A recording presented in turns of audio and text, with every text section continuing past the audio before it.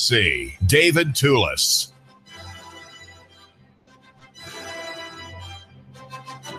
You know, I told you about my having lost my jacket, a brand new jacket that my wife Jeanette had bought me, mail order, same brand, and it replaced one where you could see along where my watch was, along the wrist, they're completely frayed beyond fray checks mercies. And when she saw that jacket, when I had a date with her at a restaurant in East Ridge, I had a date with my beloved wife, and she looked at me in a new way with new eyes and saw that I was just threadbare and shabby. But I'd lost that jacket, and I was afraid to say anything about it. And I thought, oh, where did I lose that jacket? Well, I found it in a heap at the bottom of the closet in my office where jackets are kept. And so I proudly wear it today, and want you to know that I'm looking very spiffy for you, my listener. And I'm really glad you're just giving me a few minutes of your time here on the David Toulis Show at 92.7 FM and 95.3 FM HD4.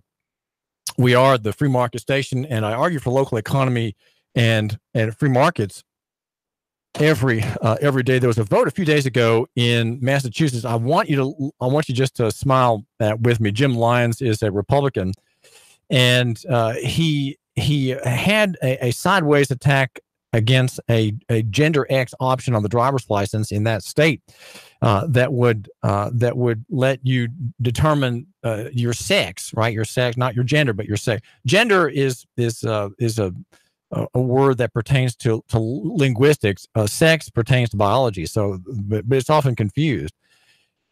Since all Democrats must admit that the number of genders is endless, how dare the Commonwealth lump all the new genders together as gender X? Writes someone in the Boston Globe, and they tell about Jim Lyons' plan to require for each alleged gender of 73 that there be a separate bill, and so he demanded a vote on each gender. So, for example, number 6 was to add gender cis. Amendment 9 was cis female. 13 bill was cis woman. Number 14 was cisgender female. 18 was cisgender woman. Amendment 21 was gender fluid. 22, gender nonconforming. Gender 23 was gender questioning. You get the idea, right? Gender variant was 25. Gender queer, that was the 26th amendment. So 6 hours into this process, very late in the session, he had only filed 35 of the amendments, and then the the Democrats realized that, well, we're going to run out of time. And so at 10:45 p.m., I think on the last day, they withdrew the bill. By now, the few remaining sane Democrats in the legislature realized that Lyons had done them a solid, sparing them from being recorded on a roll call vote on whether to recognize the genders of pangender, polygender, and cisgender. Again, that's the Boston Globe columnist. Not to mention intersex man, et cetera, et cetera. So that's a bit of news that's gotten past the censor. The censor that we're talking about, of course, is Facebook and Google and Twitter and a whole string of major multi-billion-dollar companies that are having their way against the conservatives. I think I'm a conservative. I'm not 100% sure whether I am or not. I'm a classical liberal. So perhaps because I defy easy definition, I might escape for a while, but that's just for a time. We are live on FB, by the way, the great censor Facebook. We are live there, and also on YouTube at Nougat Radio. And the name is David Toulis. And it's not just people on the conservative side who are getting hit. There are leftists and Free Thought Project, which is a great little email to get. It's a good website, thefreethoughtproject.com, are telling about how censorship is hitting in Venezuela. And I do appreciate your call. What's on your mind? Hi, you're talking about censorship. And, yes. What's happening on the web today with the limitation of people who are, because of their political views, because of religious views, and so forth, are being taken off and being denied access what to what we appear to have as public platforms, specifically Facebook, Google, YouTube, and things of that nature. And I would suggest that this is the argument is that since these are commercial entities, they have the right to do that. And there's some truth to that. It is not denying free speech. But what they did is they bought our speech by making everything free. And what I propose is that the way to take this back is not to whine and complain, but if you want free speech, you got to pay for it. You can't go to somebody else and say, I want you to pay for my free speech. You got to do it yourself. And what I propose and what I've been working on for years is this idea of what I call Shofar Nexus, shofarnexus.com. I have some videos on the site that explain how the institutions are tracking you and how you can avoid it. And if you want to express yourself, you want to express yourself because your political views are different than mine, because your religious views are different than mine, or you simply want to share a cookie recipe, you should have that freedom to do it. But you should have by having the ability to put your stuff on the web yourself with your own servers. And we are talking with John Kozlowski, who is the designer of Shofar Nexus platform, which is been under development with a strong privacy interest. So these platforms, though, we're not talking necessarily about email, though I know you have an email program that goes around surveillance. Here, though, we have, for example, Facebook and YouTube, where people put things for viewing by others, and it's not really direct communications. It's just getting the word out about one's position or one's argument.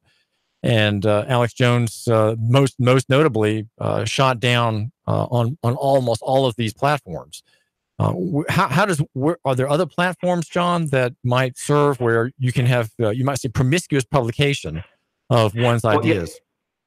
Right, exactly. And for example, if you go to shofarnexus.com and you click on one of the video articles, for example, I have an article that's been fairly popular called "The Illusion of Blockchain." And what I've done is I do have that video on YouTube. I do have it on Real.video, which is the alternative platform that Mike Adams has started, the Health Ranger, and I serve directly from shofarnexus.com. So the point of that is I want to be able to show you that we can't link to others, but we can do it ourselves. So the Shofar Nexus platform allows you to stream video. Clearly, I will admit there are some issues because I'm a little bit smaller than Google, but basically for most platforms, most clients, it works. You can go and watch the Illusion of Blockchain video on Shofar Nexus directly as just the same as you would on YouTube. So we can take that into our own hands. And if you want to be able to put a bunch of videos on the web, you go the freebie route with YouTube, or you pay $5 a month and you get to pay your own server. And you're not the only person who's going to censor you at that point is you. So you're saying people who are willing to pay to post or pay to have email can have security and can have a free publication of their papers, their videos, their ideas, their memes. John Kozlowski. Exactly. My objective is to be able to you want to be able to proclaim openly. I have a thing. What is privacy? I want to be able to explain that to the general public. How your privacy is lost. I have a video that explains that. This is something I want to proclaim to the public. I may decide that I have the secret formula. The secret formula for my smoothie recipe, and I don't want to share that with anybody, but just a few. So I want to be able to also do that, whether it's text, whether it's video, or whether it's audio, or some other form of data. I want to share that with a limited crowd. And so I'm trying to deliver a single tool at shofarnexus.com, a single tool that will deliver that. Well, I think maturing. Oh, John, I think that what people really want is not to share anything with a limited group. They want to be able to share their things with the largest group possible without having constantly to be blocked by the provider. Correct. I understand that. And see, one of the things that Google has inculcated into our society is the idea you got to come to them because they give you a large platform. And so you can serve video from your own platform. The only difference between your platform and theirs is that the search ability, they control it. So because the searching and the linking is controlled by Facebook and Google, they own you. So what you need to do is start with step one, be able to put your videos and so forth on your own server. Step two is to build an ecosystem where people can find you without Google and YouTube and Facebook. Are there alternative browsers, for example, or search engines that you want to recommend, John? Well, there are some, like the start page, startpage.com, duckduckgo.com, and people of that nature. Some of the issues is what they do is they use Google's data set. So they reduce your exposure to Google's tracking, but they don't completely eliminate Google's control. One of the things I think we need to do is change our culture to not be a browse mentality or a search mentality, but a browse mentality. If the part of the thing about Facebook is I go to people I know. Well, we need to do that same kind of thing externally to that, where we can control our data and share with people we want. So we can, and then encourage others. People that I share with, I want to tell them about this, that, or the other, whether it's video, whether it's audio, whether it's an article. So you need to build that ecosystem while living in the current one, the Google-controlled, the dominated system. We need to build both in parallel, because as the Alex Jones example, the one gentleman who talks about Islam, who is also shut off, there's a Bill number Warner, who have been cut off. Right, Bill Warner in Nashville. If you say something politically incorrect, you will be cut off. Well, what do you know about alternative browsers? For example, Brave.com is one mentioned by a writer, Luis Almeida, at LouRockwell.com in the past few days. Or what do you know about Gab.ai, which is hoping to be a replacement for Twitter and Facebook, John? I actually use Brave.com. I've gone to Brave.com. I use it. The reason I like it is because it's dramatically faster. It does have some built-in abilities to eliminate a lot of the ads and things of that nature, which helps eliminate some of the tracing. So it is a much faster browser. I highly recommend it thus far. There are a couple issues, but it's young. So give it a little time, but right now it's very usable. When you look at alternative platforms like Gab, there's DTube and things of that nature, Minds.com and so forth. There's a lot of other alternatives out there. But the problem with a lot of them is, especially if they say, oh, we're blockchain based. Blockchain is a myth. Blockchain is something that just a word that people say, oh, that must be good. But no, I'm sorry, it isn't. It's simply a global collective. So you moved from the master of Google to the master of blockchain. Well, okay, the illusion of blockchain. Do a search on that. You'll find the video that explains that. Those are pushing that. They're pushing a myth. They're simply trying to get you from one large player to another that they want to be. This is David Toulis, and we're talking with John Kozlowski in Cleveland, who is a program or writer of software, and his platform is Shofar Nexus, and he's looking for, I guess, John, it's fair to say you're looking for people to adopt your technology. Is that fair? Right now, if you go to the site, I do have a link there for crowdfunding. I'm trying to fund the project, and I am working on trying to get the first group of users in it. Group of users in two ways. I want people that will use the product from me, so obviously I have an income, but also so they can take the product and sell the service themselves. The objective here is not to build one new company, but a whole bunch of on their own that we communicate with each other. We want to replace the web not with a new big web, but allow local communities to communicate with each other. Something about this love your neighbor, buy local idea. I'm with you on that. Right. Well, listen, John Kozlowski, thanks for joining us. Appreciate it very much. Delighted.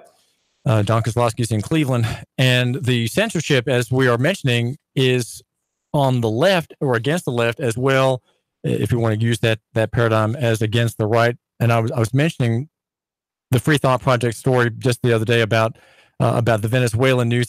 For example, Facebook is a partner with a group called the Atlantic Council, and it is working to weed out what it calls inauthentic content. It's funded by NATO governments and arms manufacturers such as Raytheon Lockheed Martin, and Northrop Grumman. And it has some big names on the board, such as Henry Kissinger and Michael Hayden, a former CIA director. And this group has deleted effectively a left-leaning Latin American news outlet Telesur. No explanation. The page was restored 2 days later with Facebook citing vague instability on the platform as the cause of the blockade. And others in Venezuela. Again, we're talking just some other place. We have Venezuela, where there's great fruit of socialism there with national collapse, independent grassroots analysis, Haiti analysis, also left-leaning websites in the Caribbean area, Latin America, blocked by Facebook. The Israelis also, of course, are going after Palestinians. Glenn Greenwald, who writes at The Intercept, pointed out that there were 158 requests given by the IDF and its masters against people who are said to be Palestinian or against the Israeli government. 95% of those granted. The World Socialist website, again on the left, right?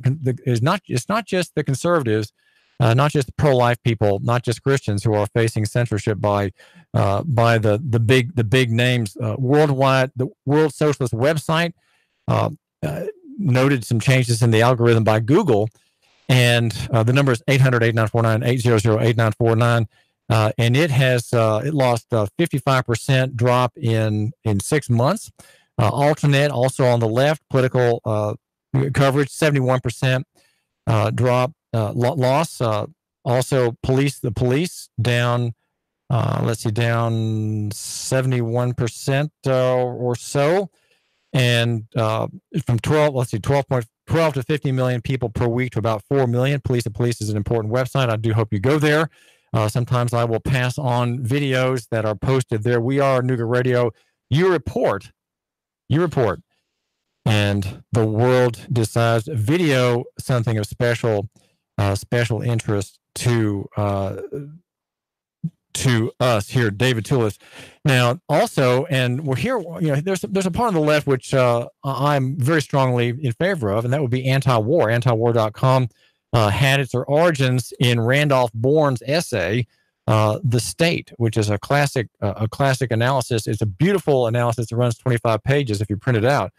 Tremendous view on by a socialist, by a man making grave mistakes in other areas, but here in his review of war being the health of the state, just right on antiwar.com. Daniel Adams, who runs the Ron Paul Institute, had his Twitter account suspended. Scott Hudson, the editor of antiwar.com, also, but they kind of give interviews back and forth among themselves. And McAdams said that he and Horton were suspended after defending former U.S. diplomat Peter Van Buren, who had just been banned permanently from Twitter after heated exchanges with journalist Jonathan Katz over what Van Buren said was his unwillingness to challenge government lies. So in a tweet to Katz, Buren sarcastically commented, "I hope a MAGA guy eats your face." And so Katz reported him promoting violence, and Twitter caved in. And explaining that, Twitter told McAdams that he could not promote violence against, threaten, or harass other people on the basis of race. The usual cant, right? The usual tripe about the types of people you cannot offend. U.S. officials are openly promoting this kind of censorship, and claiming that they don't want to promote discord. They want to stop discord in society. Senate Judiciary Committee last year had a paper called "Extremist Content and Russian Disinformation Online," and in concerned greatly with this reporting, a senator from Hawaii, Mazie Hirono, called on social media platforms to prove their commitment to preventing the fomenting of discord on public online. Now, there's a leftist who says who's dealing with the Antifa, which is I'm not sure who Antifa really is, but whether anti-racist or anti-fascist. But that group was blocked. An event organizer said in a statement, "This is a real protest in Washington D.C." It is not George Soros. It is not Russia. It's just us. And so that's the problem that we're facing at the Great Censor. Facebook is the Great Censor. Google also. There are alternatives. We heard from John Kozlowski recommending Brave.com as an alternative browser, and a writer named Luis Almeida at LouRockwell.com, which is the leading libertarian anti-war, anti-state website, suggests using HookTube for video and Proton Mail. And when I went to Gab.ai, I noticed a lot of Spanish lingo on it, so I didn't pursue that. But that's also an alternative to Google. So there are alternatives. How can these ecosystems be encouraged? Well, they'll be encouraged if you, my listener, kind of think on your own and try to separate yourself from the pack. You know, can you do something that is unexpected? Maybe just one or two things. David Toulis, New Radio. 3, 2, 1. Chattanooga Radio. Digital FM 95.3 HD4. 92.7 FM's news now. A Rossville man stabbed to death, another savagely slashed. This happened on Rogers Road. 62-year-old LeBron Hankins was stabbed to death. When officers arrived, they found him lying on the ground. Another man was stabbed in the